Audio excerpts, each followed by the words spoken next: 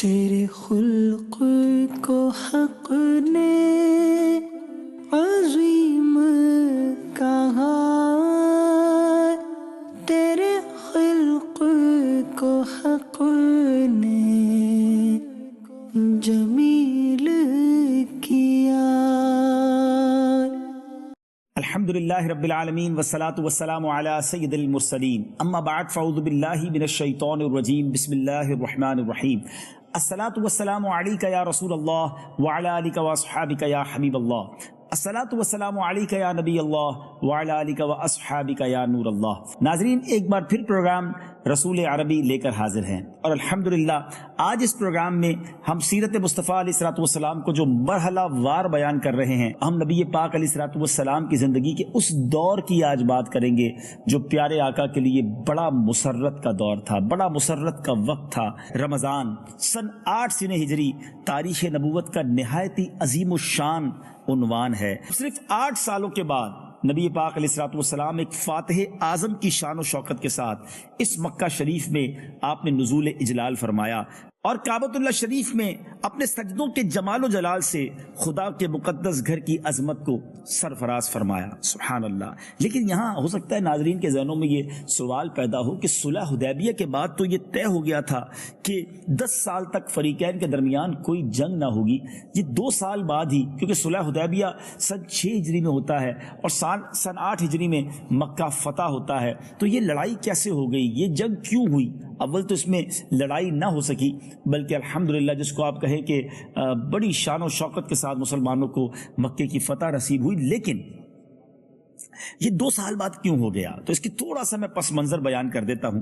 صلح حدیبیہ میں جو معاہدہ ہوا تھا، اس وقت یہ طے ہوا تھا کہ جو قبیلہ قریش کے لوگوں کے ساتھ اپنا معاہدہ کرنا چاہے وہ ان کے فریق بن جائیں، اور جو نبی پاک علیہ الصلوۃ والسلام یعنی مدینے والوں کے ساتھ معاہدہ کرنا چاہتے ہیں وہ ان کے حلیف اور ساتھی بن سکتے ہیں۔ اب اسی بنا پر قبیلہ بنی بکر نے قریش کے ساتھ باہمی امداد کا معاہدہ کر لیا کہ اگر قبیلہ بنی بکر پر حملہ ہوگا تو وہ قریش پر حملہ تصور کیا جائے گا، اور وہ دونوں مل کر ایک دوسرے کو سپورٹ کریں گے۔ اور نبی پاک علیہ الصلوۃ والسلام والوں کے ساتھ، مدینہ شریف والوں کے ساتھ قبیلہ جو تھا وہ بنی خزاعہ نے پیارے آقا علیہ الصلوۃ والسلام کے ساتھ باہمی امداد کا معاہدہ کر لیا، مگر قریش کے لوگوں نے جو بنی بکر کے ساتھ تھے انہوں نے بنی خزاعہ پر حملہ کر دیا، 23 لوگ ان کے مار دیے، اور کعبے کے اندر بھی انہوں نے قتل سے جو ہے وہ دریغ نہیں کیا۔ تو اب بنی خزاعہ کے لوگ نبی پاک علیہ الصلوۃ والسلام کی بارگاہ میں فریاد لے کر آئے کہ حضور ہم آپ کے حلیف ہیں، آپ کے ساتھی ہیں، اور آپ نے یہ وعدہ کیا تھا کہ ہم پر حملہ ہوا تو مسلمان ہماری مدد کریں گے۔ تو اب نبی پاک علیہ الصلوۃ والسلام نے مکہ شریف والوں کو یہ 3 آپشن دیے کہ پہلے یا تو بنی خزاعہ کے جو لوگ قتل کیے گئے ہیں ان کا خون بہا ادا کر دیا جائے، یا نمبر 2 قریش قبیلہ بنی بکر کی حمایت سے الگ ہو جائیں کیونکہ ان لوگوں نے یہ حملہ کیا تھا، یا تیسرا یہ کہ آپ علل اعلان اناؤنس کر دیں کہ اب صلح حدیبیہ ختم ہو چکا ہے۔ یعنی مسلمانوں کی طرف سے پہل نہیں ہوئی تھی، مسلمانوں نے آپشن دیا۔ اچھا، جب یہ یہاں کا نمائندہ مکہ شریف پہنچا اور جا کر یہ تینوں باتیں رکھی گئیں تو ان مغروروں نے بڑے تکبر کے ساتھ کہا کہ جاؤ اعلان کر دو، ہم نے جو ہے وہ صلح حدیبیہ ختم کر دیا ہے۔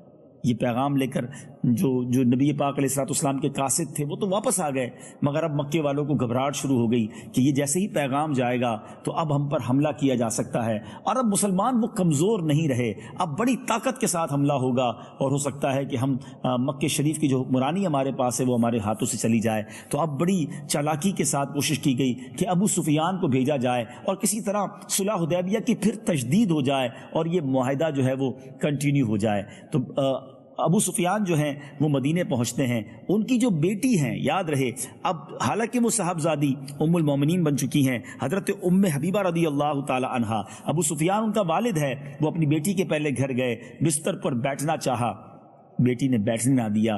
باپ کہتا ہے بیٹا میں تمہارا والد ہوں، لیکن اس نے بیٹی نے جو ام المومنین ہیں کہتی ہیں تم نجس ہو، تم مشرک ہو، تم نبی پاک کے اس پاک بستر پر نہیں بیٹھ سکتے۔ اپنے باپ کو بھی گویا گھر سے نکال دیا۔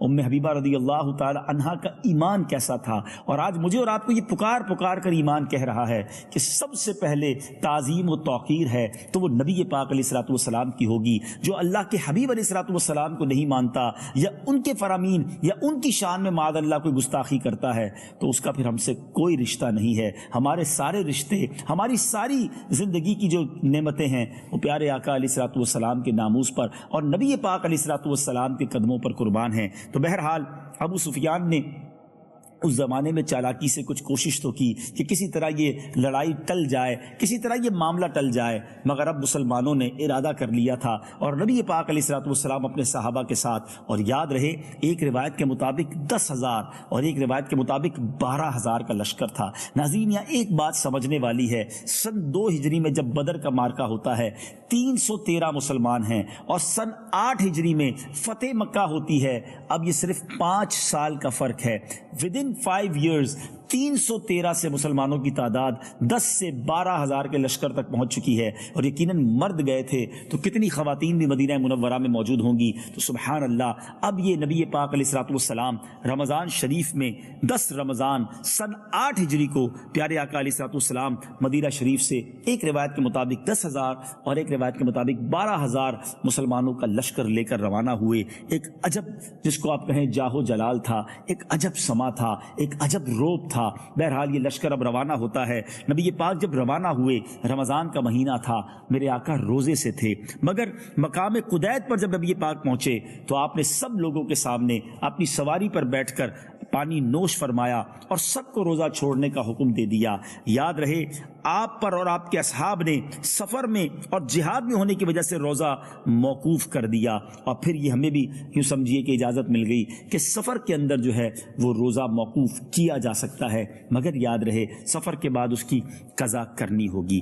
اب نبی پاک علیہ الصلوۃ والسلام جب مکہ پاک کے قریب پہنچے تو مر الزہران یہ ایک علاقہ ہے، وہاں پہنچ کر لشکر اسلام نے جب پڑاؤ ڈالا تو کمال کی اسٹریٹجی اپنائی گئی، کمال کی حکمت عملی اپنائی گئی کہ 10,000 لوگوں کو یہ کہا گیا کہ سب اپنا چولہا الگ جلائیں گے. 10,000 چولہے جلائے گئے ظاہر کھانے پینے کے معاملات کے لیے. اب مکے والوں کو جب یہ معلوم کرنا تھا کہ لشکر کہاں تک پہنچا ہے تو کچھ جاسوس بھیجے گئے کہ جا کر معلوم کیا جائے. ان میں ابو سفیان بھی تھا، اور یہ 3 افراد تھے. یہ ڈھونڈتے ڈھونڈتے جب مر الزہران کے اس ایریا میں آئے تو حیران ہو گئے کہ اتنی لمبی میلوں تک آگ لگائی گئی ہے. ان کے دلوں پر ایک روب طاری ہو گیا. یہی وہ حکمت عملی تھی جس کے ذریعے پیغام دینا تھا کہ اب وہ کمزور مسلمان نہیں آ رہے، اب وہ تھوڑی تعداد میں مسلمان نہیں ہیں، بلکہ ایک عظیم الشان لشکر کے ساتھ میرے آقا علیہ الصلوۃ والسلام آ رہے ہیں. دلوں پر خوف اور روب تو طاری ہو چکا تھا. اب حضرت عباس رضی اللہ تعالیٰ عنہ جو نبی پاک کے چچا تھے، وہ ابو سفیان اور باقی 2 افراد کو لے کر نبی پاک کی بارگاہ میں آئے اور آ کر کہا کہ حضور میں نے ان کو امان دے دی ہے اور یہ اسلام بھی قبول کرنا چاہتے ہیں. ابو سفیان جو ہے پہلے اسلام کے کس قدر بڑے دشمن رہے، ناظرین وہ واقعات آپ نے سنے ہوں گے. مگر اب ابو سفیان جو ہے، حالانکہ یاد رہے ابو سفیان وہ ہیں کہ جنہوں نے نبی پاک علیہ الصلوۃ والسلام کو مکے میں سخت ایذائیں دی، مدینے پر بار بار حملہ کیا، قبائل عرب کو اشتعال دلا کر پیارے آقا علیہ الصلوۃ والسلام کے قتل کی بارہا سازشیں کی، یہودیوں اور تمام کفار عرب سے ساز باز کر کے اسلام اور بانی اسلام کی تمام تر کوششیں کی، مگر اللہ تبارک و تعالیٰ نے اپنے حبیب علیہ الصلوۃ والسلام کی حفاظت فرمائی. اب ایسا دشمن نبی پاک کی بارگاہ میں حاضر ہے، اور پیارے آقا علیہ الصلوۃ والسلام اور ابو سفیان کے درمیان جو مکالمہ ہوا وہ سیرت کی کتابوں میں موجود ہے. نبی پاک علیہ الصلوۃ والسلام نے سوال کیا، کیوں اے ابو سفیان کہ اب بھی تمہیں یقین نہ آیا کہ خدا ایک ہے؟ ابو سفیان کہتے ہیں کیوں نہیں، اور خدا ہوتا تو آج ہماری مدد کو آتا. پیارے آقا علیہ الصلوۃ والسلام نے فرمایا کہ کیا اس میں تمہیں کوئی شک ہے کہ میں اللہ کا رسول ہوں؟ ابو سفیان کہتے ہیں ہاں اس میں تو ابھی بھی مجھ کو کچھ شبہ ہے، یعنی اس وقت بھی آپ کا جو یقین تھا وہ متزلزل تھا، مگر اس کے بعد انہوں نے کلمہ پڑھ لیا اور بالآخر وہ سچے مسلمان ہو گئے. غزوہ طائف میں مسلمانوں کی فوج میں شامل ہو کر انہوں نے کفار سے جنگ بھی کی، غزوہ یرموک میں بھی جہاد کے لیے گئے. تو اب یاد رہے ناظرین وہ لوگ جنہوں نے مسلمانوں کو پہلے ستایا تھا، تکلیف دی تھی، مگر جب بعد میں وہ ایمان لے آئے تو اس کے بعد ان کے بارے میں کوئی ہم نازیبہ بات نہیں کہیں گے، بلکہ اب ان کو صحابہ کا درجہ مل چکا ہے. تو بہرحال اب نبی پاک علیہ الصلوۃ والسلام کا یہ لشکر بہت ہی زبردست جس کو کہیں جاہو جلال کے ساتھ مکے میں داخل ہو رہا تھا. تو پیارے آقا علیہ الصلوۃ والسلام کا لشکر دیکھ کر ابو سفیان حضرت عباس کو کہتے ہیں کہ اے عباس تمہارا جو بھتیجا ہے وہ تو بادشاہ ہو گیا ہے۔ حضرت عباس نے تاریخی جواب دیا تھا کہ یہ بادشاہت نہیں، یہ نبوت ہے۔ بہرحال اب نبی پاک جب مکے میں داخل ہوتے ہیں، داخل ہوتے ہی ذرا غور کیجئے ناظرین، وہ سارے لوگ سامنے تھے جنہوں نے بہت ستایا تھا، بہت تنگ کیا تھا، صحابہ کرام کو مارا تھا، نبی پاک کی راہ میں گویا کانٹے بچھائے تھے، پتھر برسائے تھے، دل توڑا تھا۔ مگر سبحان اللہ، نبی پاک علیہ الصلوۃ والسلام کا انداز دیکھیں، وہ ایمان افروز اعلان کر دیا گیا، وہ امن پسندانہ اعلان کیا گیا کہ آج کے دن جو ہتھیار ڈال دے اس کے لیے بھی امان ہے، جو شخص اپنے دروازہ بند کر لے گا اس کے لیے بھی امان ہے، جو کعبے میں داخل ہو جائے گا اس کے لیے بھی امان ہے۔ حضرت عباس رضی اللہ تعالیٰ عنہ نے نبی پاک سے عرض کی کہ حضور، ابو سفیان ایک فخر پسند آدمی ہے، کوئی اعلان ایسا بھی کر دیں اس کی بھی فیس سیونگ ہو جائے، وہ بھی جناب اپنے معاشرے اپنے قبیلے میں کچھ منہ دکھانے جیسا ہو جائے۔ تو نبی پاک علیہ الصلوۃ والسلام نے فرمایا جو ابو سفیان کے گھر میں داخل ہو جائے اس کے لیے بھی امان ہے۔ ابو سفیان اب مکے میں داخل ہوتا ہے اور چلا چلا کر لوگوں کو کہنے لگے کہ جو میرے گھر میں داخل ہو گیا اس کے لیے بھی امان ہے۔ اے مکے کے لوگوں، ہم محمد عربی صلی اللہ تعالیٰ علیہ وسلم کے لشکر سے نہیں لڑ سکیں گے۔ لوگوں نے بڑے تانے دیے، خود ان کی زوجہ نے ان کو بڑے تانے دیے کہ تم ایسی بزدلی کی باتیں کرتے ہو، مگر حضرت ابو سفیان نے کہا کہ دیکھو جلدی میرے گھر میں آ جاؤ، جو میرے گھر میں داخل ہو گیا اس کے لیے امان ہے۔ تو اب اہل قریش کہنے لگے ابو سفیان تمہارے گھر میں کتنے لوگ داخل ہو سکیں گے؟ بہرحال انہوں نے کہا کہ نبی پاک نے یہ بھی اعلان کیا ہے جو کعبے میں چلا گیا اس کے لیے بھی امان ہے، اپنے گھر کا دروازہ بند کر لے اس کے لیے بھی امان ہے، جو ہتھیار رکھ دے اس کے لیے بھی امان ہے۔ کچھ کعبے میں چلے گئے، کچھ نے گھر کا دروازہ بند کر دیا اور کچھ لوگ ہاتھ اٹھا کر ہتھیار رکھ کر کھڑے ہو گئے۔ اب نبی پاک علیہ الصلوۃ والسلام مکے میں داخل ہوتے ہیں، ایک عجب منظر ہے ناظرین، اتنے بڑے لشکر کے ہوتے ہوئے، اور آج یقینی فتح نظر آ رہی ہے۔ مکہ شریف جہاں ان ظالموں کا ڈیرا تھا جنہوں نے تکلیف کے ساتھ واپس لوٹایا تھا، مگر اب مکے میں جب داخلہ ہے تو عاجزی کے پیکر ہیں نبی پاک علیہ الصلوۃ والسلام، سر عاجزی میں جھکا ہوا ہے، سورہ فتح کی تلاوت ہے اور سبحان اللہ سر پر سیاہ امامہ نبی پاک نے باندھا ہوا ہے۔ بہرحال اب نبی پاک مکے میں داخل ہوئے، لوگوں نے اپنے دروازے بند کر لیے، کچھ ابو سفیان کے گھر میں داخل ہو گئے، گویا بغیر کسی بڑی لڑائی کے مکہ فتح ہو گیا۔ اب نبی پاک علیہ الصلوۃ والسلام اونٹنی پر سوار ہو کر مسجد الحرام کی طرف روانہ ہوئے، حضرت بلال بھی آپ کے ساتھ ہیں، کعبہ کلید بردار جو ہیں عثمان بن طلحہ بھی آپ کے ساتھ تھے۔ نبی پاک علیہ الصلوۃ والسلام نے کعبے کا طواف کیا، حجر اسود کو بوسہ دیا۔ ذرا غور کیجئے کیسا منظر ہوگا جہاں طواف نہیں کرنے دیتے تھے۔ حدیبیہ کے موقع پر 2 سال پہلے احرام باندھ کے مسلمان آئے تھے، صحابہ کرام اور نبی پاک کو عمرہ بھی نہیں کرنے دیا گیا تھا، اب طواف ہو رہا تھا، اب حجر اسود کو بوسہ بھی دیا گیا۔ اب نبی پاک علیہ الصلوۃ والسلام نے کیا کیا؟ حیرت انگیز مثال کیا ہے انقلاب زمانہ کی کہ حضرت ابراہیم خلیل اللہ علی نبینا علیہ الصلوۃ والسلام جن کا لقب بت شکن ہے، ان کی یادگار خانہ کعبہ کے اندرون حصار 360 بتوں کی قطار تھی، کعبے کے اندر 360 بت تھے۔ پیارے آقا علیہ الصلوۃ والسلام نے حضرت خلیل کا حقیقی جانشین ہونے کا حق کیسے ادا کیا کہ یادگار خلیل یعنی کعبہ مشرفہ کو ان بتوں سے پاک کیا، ان کی گندی آلائشوں سے پاک کیا۔ پیارے آقا علیہ الصلوۃ والسلام خود بنفس نفیس ایک چھڑی لے کر کھڑے ہو گئے، ان بتوں کو چھڑی کی نوک سے گرانے لگے، ایک ایک کر کے بت گراتے گئے اور قرآن پاک کی آیت پڑھتے گئے، جاء الحق وزہق الباطل ان الباطل کان زہوقا، یعنی حق آ گیا اور باطل مٹ گیا، اور باطل مٹنے ہی کی چیز تھی۔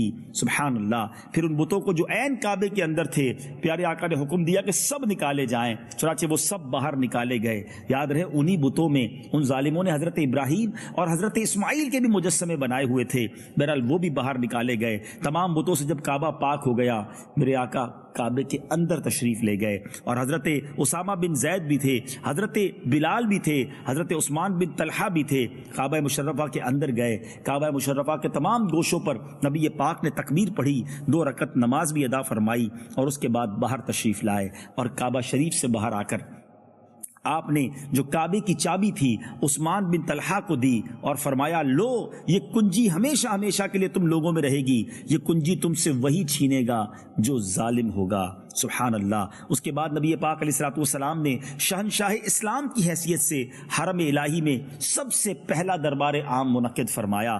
افواج اسلام کے علاوہ ہزاروں مشرکین کا اور کفار کا ایک ٹھاٹھے مارتا ہوا سمندر تھا۔ اسی شہنشاہی خطبے میں نبی پاک علیہ الصلوۃ والسلام نے اہل مکہ ہی سے نہیں بلکہ ساری دنیا سے، اقوام عالم سے خطبہ ارشاد فرمایا جو آج بھی تاریخ کی کتابوں میں سنہرے حروف میں لکھا ہے۔ ایک ایسا لائے عمل عطا فرمایا، زندگی گزارنے کا ایک ایسا سلیقہ عطا فرمایا جو آج بھی بیان کریں تو ایسا لگتا ہے یہ آج کے دور کے لیے ہے۔ ذرا اس خطبے کی چند میں جھلکیاں آپ کے سامنے پیش کرتا ہوں۔ میرے آقا فرماتے ہیں ایک خدا کے سوا کوئی معبود نہیں، اس کا کوئی شریک نہیں، اس نے اپنا وعدہ سچ کر دکھایا، اس نے اپنے بندے نبی پاک علیہ الصلوۃ والسلام کی مدد کی اور کفار کے تمام لشکروں کو تنہا شکست دے دی۔ تمام فخر کی باتیں، تمام پرانے خونوں کا بدلہ، تمام پرانے خون بہا اور جاہلیت کی رسمیں سب میرے پیروں کے نیچے ہیں۔ صرف کعبے کی تولیت اور حجاج کو پانی پلانا، یہ دو اعزاز اس سے مستثنا ہیں۔ اے قوم قریش، اب جاہلیت کا غرور اور خاندانوں کا افتخار خدا نے مٹا دیا۔ تمام لوگ حضرت آدم علیہ الصلوۃ والسلام کی نسل سے ہیں اور حضرت آدم علیہ الصلوۃ والسلام مٹی سے بنائے گئے ہیں۔ اس کے بعد نبی پاک علیہ الصلوۃ والسلام نے قرآن مجید کی یہ آیت تلاوت کی جس کا ترجمہ یہ تھا، اے لوگوں، ہم نے تم کو ایک مرد اور ایک عورت سے پیدا کیا اور تمہارے لیے قبیلے اور خاندان بنا دیے تاکہ تم آپس میں ایک دوسرے کی پہچان رکھو، لیکن خدا کے نزدیک سب سے زیادہ شریف وہ ہے جو سب سے زیادہ پرہیزگار ہے۔ یقیناً اللہ تعالیٰ بڑا جاننے والا اور خبر رکھنے والا ہے۔ بے شک اللہ نے شراب کی خرید و فروخت کو حرام فرما دیا ہے۔ اس کے بعد نبی پاک علیہ الصلوۃ والسلام نے اس ہزاروں کے مجمع پر نظر ڈالی۔ ناظرین ذرا اس منظر کو ذہن میں لانے کی کوشش کیجیے کہ اب فاتح کی حیثیت سے ہیں وہ سارے لوگ سامنے کھڑے ہیں جنہوں نے ظلم و جفا کی وہ آندھیاں چلائیں کہ آج بھی سنیں تو آنکھیں اشک بار ہو جاتی ہیں۔ حضرت بلال کو تپتی ریت پر لٹا کر سینے پر بھاری پتھر رکھنے والے لوگ بھی وہاں تھے۔ حضرت خباب کی پیٹھ کو کوئلوں سے جلانے والے بھی وہ لوگ وہاں تھے۔ وہ لوگ بھی تھے جو نبی پاک پر بار بار پتھروں کی بارش کر چکے تھے۔ وہ خون خوار بھی تھے جنہوں نے نبی پاک علیہ الصلوۃ والسلام پر قاتلانہ حملے کیے تھے۔ پیارے آقا کے دندان مبارک کو شہید کرنے والے اور پیارے آقا کے چہرے کو لہو لہان کرنے والے بھی وہ لوگ وہاں موجود تھے۔ وہ اوباش بھی تھے جو برسا برس بہتان تراشیوں اور شرمناک گالیوں سے نبی پاک علیہ الصلوۃ والسلام کے قلب مبارک کو زخمی کر چکے تھے۔ ذرا غور کیجئے، وہ ظلم و ستم کے مجسمے بھی تھے اور پاپ کے پتلے بھی تھے جنہوں نے آپ کی صاحبزادی حضرت زینب رضی اللہ تعالیٰ عنہا کو نیزہ مار کر اونٹ سے گرا دیا تھا اور ان کا حمل ساکت ہو گیا تھا۔ ذرا غور تو کیجئے، آپ کے چچا حضرت حمزہ کو قتل کرنے والے، ان کی ناک، کان، آنکھ پھوڑنے والے، ان کے کلیجے کو نکال کر چبانے والے بھی وہاں موجود تھے۔ حضرت خباب، حضرت خبیب، حضرت زید رسیوں سے باندھ کر کوڑے مار مار کر جلتی ہوئی ریتوں پر لٹانے والے بھی وہاں موجود تھے۔ ذرا غور کیجیے، یہ سارے لوگ موجود تھے اور 10-12 ہزار نبی پاک کے ساتھی بھی موجود تھے۔ گم سم تھے وہ لوگ، یعنی آج یہ سارے مجرم یہ سوچ رہے تھے کہ آج ہماری خیر نہیں ہے، آج ہمارے ٹکڑے ٹکڑے کٹ دیے جائیں گے اور آج ہمیں اس طرح مارا جائے گا کہ کبھی ہم نے سوچا بھی نہ ہوگا، کیونکہ وہ یہ سب ڈیزرو کرتے تھے، انہوں نے ایسے ظلم کیے تھے۔ اب نبی پاک علیہ الصلوۃ والسلام نے ان لوگوں کی طرف دیکھتے ہوئے ایک جملہ ارشاد فرمایا کہ بتاؤ تمہیں معلوم ہے آج میں تمہارے ساتھ کیا معاملہ کرنے والا ہوں؟ اس دہشت انگیز اور خوفناک سوال سے مجرمین حواس باختہ ہو کر کانپ اٹھے، لیکن جبین رحمت کے پیغمبرانہ تیور دیکھ کر امید و بیم کے محشر سے لرزتے ہوئے یک زبان ہو کر بولے۔ ایک امید تھی، ایک آرزو تھی، ایک ہوپ تھی انہیں۔ وہ کہتے ہیں اخ کریم و ابن اخ کریم، آپ کرم والے بھائی اور کرم والے باپ کے بیٹے ہیں۔ سب کی للچائی ہوئی نظریں جمال نبوت کا دیدار کر رہی تھی۔ پیارے آقا علیہ الصلوۃ والسلام نے اب جو اعلان کیا، جو قرآن مجید فرقان حمید میں بھی موجود ہے، نبی پاک نے فرمایا آج تم پر کوئی الزام نہیں، جاؤ تم سب آزاد ہو۔ ناظرین، یہ اعلان گویا سب کے لیے، کچھ لوگ خوشی کے مارے رونے لگ گئے اور کچھ لوگوں کو یقین ہی نہیں آیا کہ اتنے بڑے مجرم کو بھی کوئی معاف کر سکتا ہے۔ زاروں کتار لوگ رونے لگے۔